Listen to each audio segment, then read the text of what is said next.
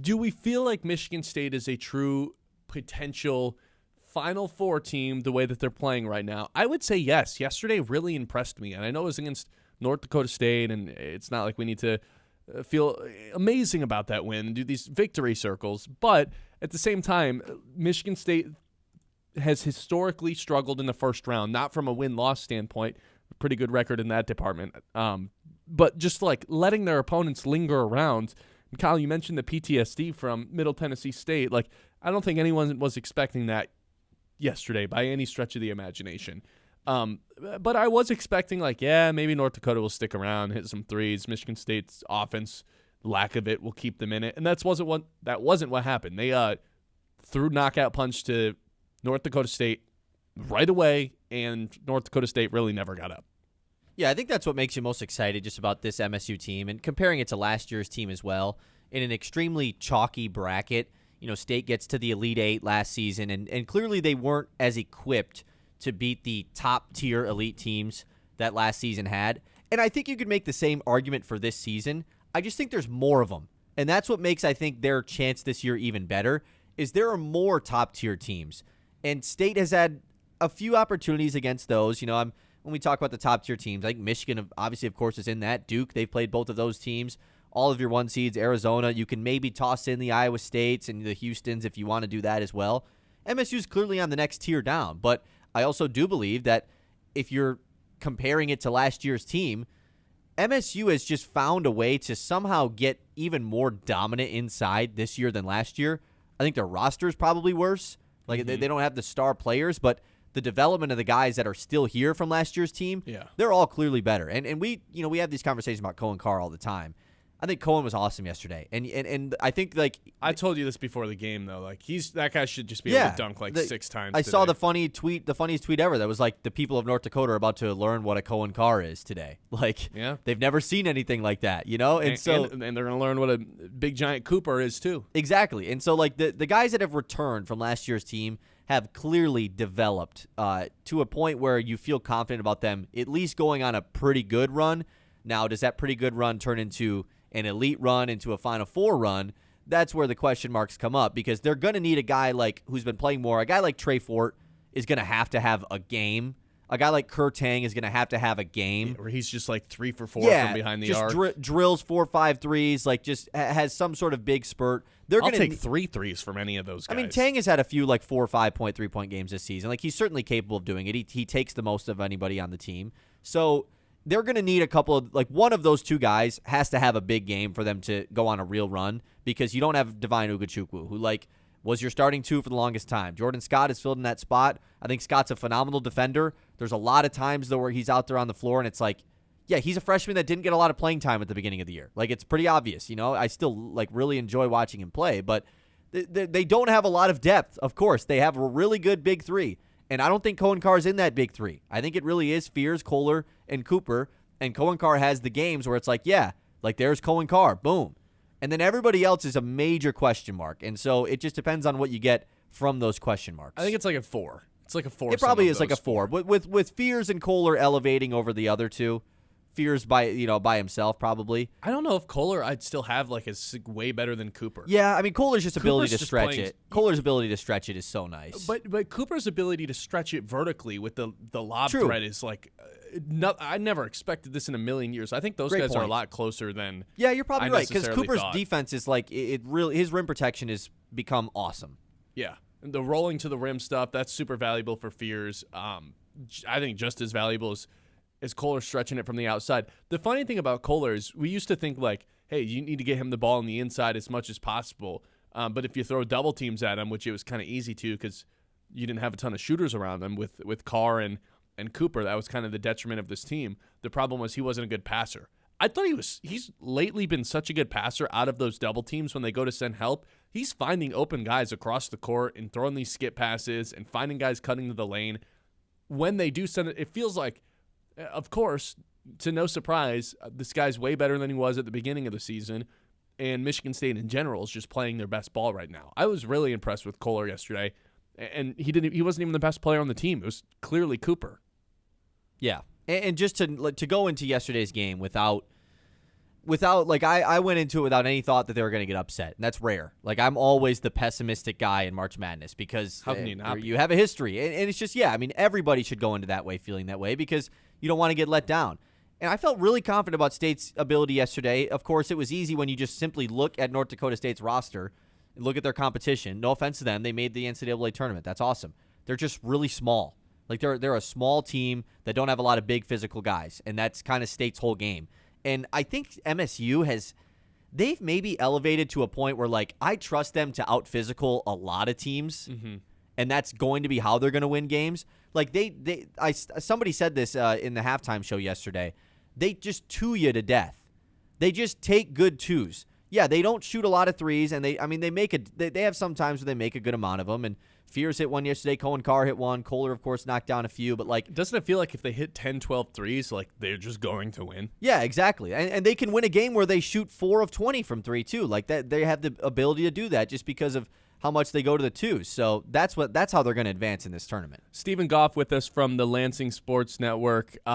Fresh off of a really dominating win against North Dakota State. Kyle and I were just talking. Michigan State, typically in the past, they're a team that, for the most part, not that they've had a ton of losses in that first round of the tournament under Tom Izzo. They're 22-5, especially when there's these high seeds. There was that one time, but we're not going to talk about that. But typically they let teams linger around, and it makes for a little bit of a nervous Nelly game for the fans. That wasn't what happened yesterday. Dominated them right from the jump, threw knockout punch, and never looked back. That was a really good sign, I thought, for Michigan State's first game. Oh, yeah. Sorry to interrupt. Yeah, I thought so, too. As a Michigan State fan, especially, it's hard to stay neutral when you're in the media because, when you grow up green and white, you expect certain things. And over the past 28 years, we expect wins and actually 30-plus years. But the last part of the season here in East Lansing, there's been several times when you just wonder if this team sort of let off the gas at the end, like you said, to let teams stay in and things of that nature. It's been a little scary at times for Spartan fans, but I think yesterday was a well-needed dominating win to show that this team can fire on all cylinders when necessary, that Jeremy Fears Jr., for example, can lead with his play and his assists and keep everybody else in the game while only scoring 7 points. We didn't need him to score points yesterday, but what a great way to allow somebody like Cam Ward to get some minutes, 13 minutes, and takes advantage of it with 12 points and just looked dominating. That kid is going to be lights out as he gets older and goes through the program.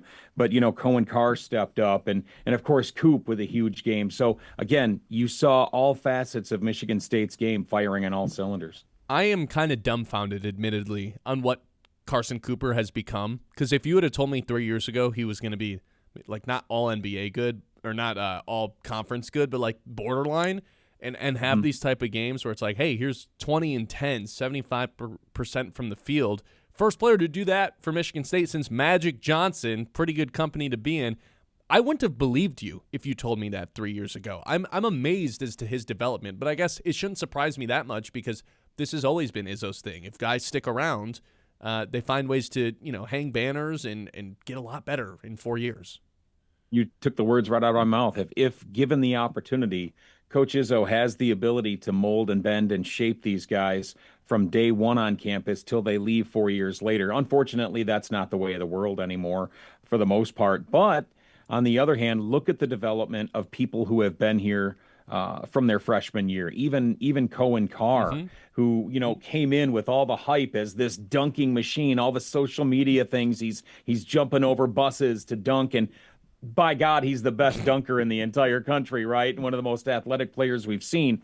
But he's also worked hard to develop other facets of his game under coach's tutelage. So, I mean, you've got Cohen Carr has turned into a defensive machine. Like he's diving for balls with 3 minutes left in the game last night, which made me a little nervous. I was like, take it easy there, buddy.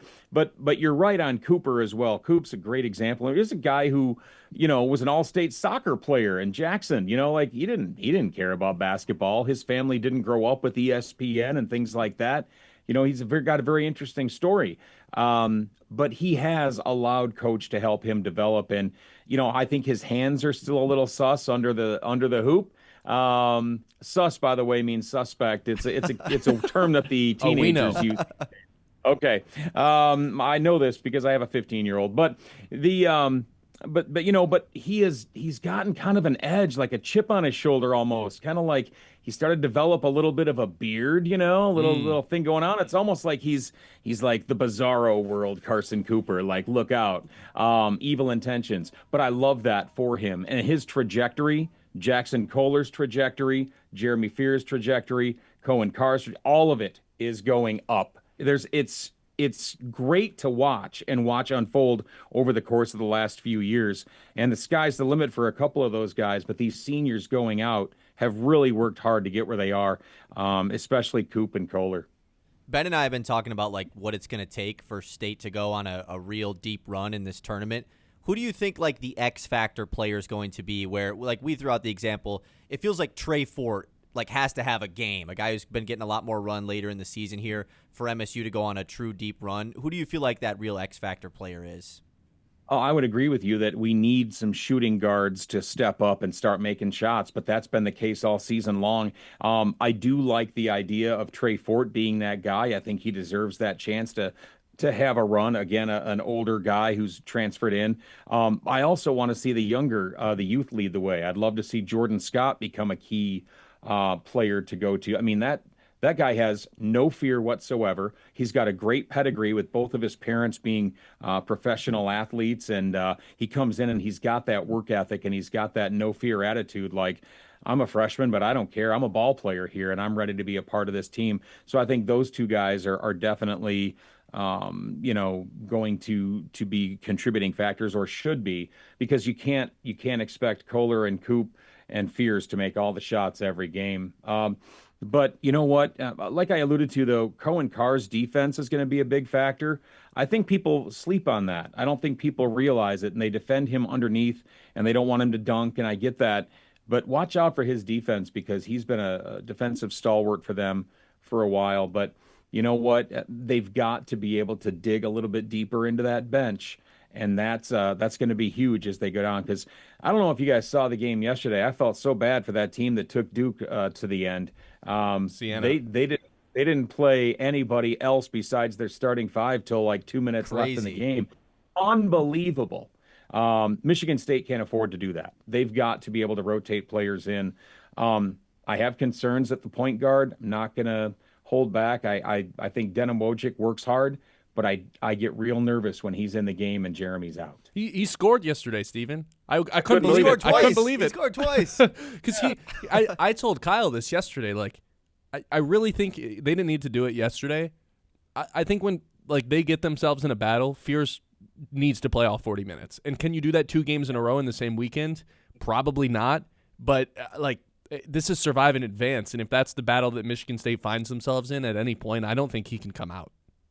No, and you know what? I have to give kudos to Coach Izzo, which I can do from the time I wake up to the time I go to bed. I mean, the guy's the greatest to ever do it, in my opinion. But he maintains a calm. Well, let's be honest. On the sidelines, he's all over the place. But wait, calm and Tom Izzo in the same sentence? I know, right? But he has an ability to not panic, and I think that's something that you develop over many, many years of coaching and stuff. But it always seems to get the team where they need to be, especially in March. It's no joke. I mean, people talk about it. January, February, Izzo. I mean, it's the way it is for a reason. His influence and his ability to call this game and to put the pieces in play it cannot be stated enough. I mean, and it's great to watch and it's fun to see. And that's going to be a big X factor too, is how he plays these guys. And if he feels the need to play Jeremy for 40 minutes, so be it. Jeremy's young enough. He can do that. Yeah. All of us on this call, maybe not. I don't, my cardio is not what it used to be, but I think I could go like was. 36, 37 minutes, but once you get past that, mine's 36, 37 seconds probably at the top. But you know what? He's got the horses to do it. And I'll tell you, this is the time for them to shine. Stephen Goff, Lansing Sports Network. Last thing for you. So I'm watching this Michigan State game yesterday, and Louisville plays before them. Louisville's without their best player right now, Mikael Brown. I don't know if you got a chance to see them in action yesterday, but initial thoughts on that matchup that I think is kind of favorable for Michigan State with Louisville without their best player.